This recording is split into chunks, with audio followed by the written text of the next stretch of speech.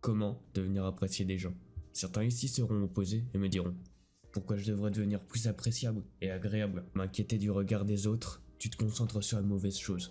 À la place, concentre-toi sur ton bonheur, que les gens qui ne m'aiment pas aillent se faire foutre, nous. Je trouve que cette pensée est trop simpliste et limitée. Surtout si en ce moment, tu galères déjà avec les interactions sociales, les gens en général. Tu penses vraiment que, juste être plus toi-même va aider et tout changer par magie? Nous, les hommes, avec un grand H, sommes des créatures d'habitude. Ce que tu penses comme être une partie de ta personnalité n'est peut-être qu'une mauvaise habitude, un tic que tu as développé par le rôle que tu joues autour de tes proches, dans ton cercle d'amis, et te nuit ou va te nuire sans que tu le saches. Simplement, il y a des choses qui font la différence avec les gens et changent la perception qu'ils ont de toi. Et je crois que les gens les plus appréciés font juste ces choses mieux que la personne normale. Tout ce que je vais t'apprendre dans cette vidéo n'est pas enseigné en cours. Il y a des chances que tu apprennes plein de nouvelles choses, alors mets ton écho de côté et écoute attentivement. 5 principes que je vais te présenter, en peu de temps, vont te transformer d'un lycéen timide en un gars confiant, apprécié des gens. Ces principes viennent du livre Comment se faire des amis et influencer les autres de Dale Carnegie. Principe numéro 1. Encourage les autres à parler d'eux-mêmes. Il n'y a pas longtemps, j'ai fêté avec un ami proche son anniversaire. On était un peu plus d'une douzaine, dont 10 que je ne connaissais absolument pas. Pourtant, à la fin de la soirée, on était tous devenus potes. Comment? Encourage les gens à parler de leurs passions, rêves, études, vie, qu'importe. Intéresse-toi honnêtement à eux. Laisse de côté les petites conversations superficielles.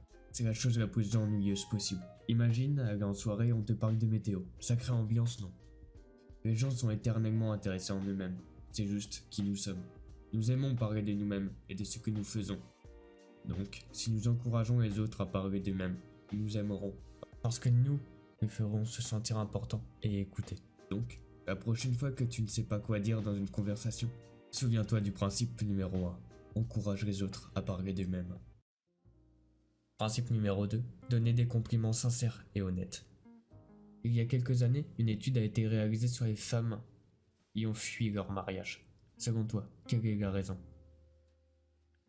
Le manque d'affection, le manque d'appréciation pour être plus précis. Nous oublions souvent de faire des compliments sincères aux autres, parce que nous sommes tellement occupés à penser à nous-mêmes, nous voulons avoir le sentiment d'être importants dans notre petit monde. Alors, nous adorons ceux qui nous font sentir comme ça. Donc, traitons les autres comme nous aimerions être traités. Nous adorons que les gens nous complimentent, alors faisons sentir les autres bien en leur donnant des compliments sincères. Comment? Quand? Où? La réponse est tout le temps, partout. J'ai adoré l'idée de Incognito CEO. L'idée est simple. Alors, essayons-la. Nous allons créer un effet papillon positif en utilisant ce principe. Disons que 100 000 personnes regardent cette vidéo et que chacun donne aujourd'hui à quelqu'un qu'ils aiment un compliment sincère. Nous rendrons plus de 100 000 personnes heureuses. Nous le ferons ensemble. Quand j'aurai posté cette vidéo, je ferai un compliment sincère à quelqu'un que je connais. Après avoir regardé cette vidéo, tu feras la même chose. Principe numéro 3. Évite complètement les disputes. Il est impossible de gagner une dispute même si tu as raison. Dans 90% des cas, les deux parties sont encore plus convaincues qu'elles ont absolument raison. C'est perdant-perdant. Tu es donc presque échec et mat. Si tu la perds, tu la perds. Si tu la gagnes, tu la perds. Pourquoi? Imaginons que tu écrases l'opposition dans la dispute et prouves à la personne qu'elle a tort. Ensuite, tu te sentiras bien, mais qu'en est-il de l'autre personne? Tu l'as fait se sentir inférieur.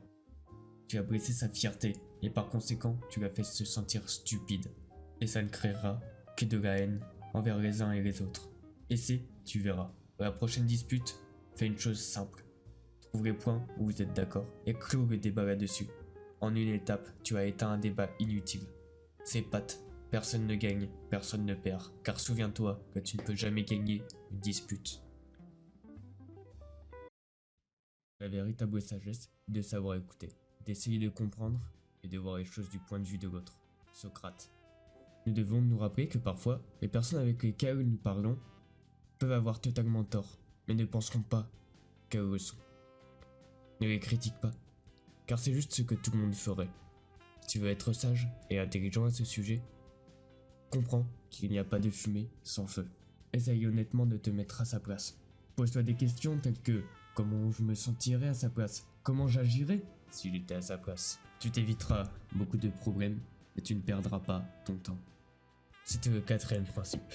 Essayez honnêtement de voir les choses du point de vue de l'autre. Cependant, ne laisse pas ce principe justifier les actions des gens. Il a pour but à t'aider à les comprendre et à parler avec eux. Le dernier principe, peut-être le plus important et le plus simple, sourire. Simple, non. Les actions parlent plus fort que les mots. C'est la même chose avec un sourire. Il dit à la personne, tu me rends heureux, je suis content de te voir. D'après toi, pourquoi les chiens sont si populaires? Ils sont toujours heureux de nous voir, donc, naturellement, nous aussi. L'effet d'un sourire est extrêmement puissant. Mais comment tu fais si t'as pas envie de sourire? En 2 étapes, je vais t'aider à résoudre ça et être plus heureux dans la vie de tous les jours. Première étape, force-toi à sourire. Enfin, si tu es seul, fredonne un air, chantonne, agis comme si tu étais déjà heureux. Et alors, tu auras tendance à être plus heureux. 99% du monde cherche le bonheur. Peu savent d'où il vient. Tout le monde pense qu'il y a des facteurs extérieurs, alors qu'en réalité, il ne dépend que de nous. Nous allons maintenant passer en revue les 5 principes que nous pouvons utiliser pour être appréciés des autres. Plus tu les utilises, plus tu te souviendras de les utiliser et plus les gens t'apprécieront. Tu te souviens de ce dont je t'avais parlé précédemment? Continuons la vague de Incognito CEO. Créons cette vague positive de compliments. Rendons des centaines, des milliers de personnes heureuses. En faisant à une personne que nous connaissons un compliment sincère. Allons-y tous les deux et faisons cela maintenant. C'est tout ce que j'ai à dire dans cette vidéo. Sur ce, je me retire. Merci.